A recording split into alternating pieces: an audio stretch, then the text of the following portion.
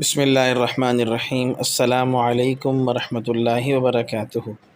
اگر ڈاکٹر روزہ رکھنے سے منع کرے تو روزے کا حکم۔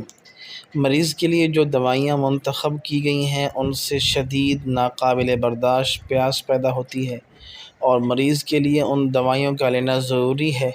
اس کے علاوہ کوئی متبادل موجود نہ ہو اور ماہر تجربہ کار دیندار ڈاکٹر نے روزہ رکھنے سے منع بھی کیا ہے تو رمضان میں روزہ نہ رکھنے سے گناہ گار نہیں ہوگا۔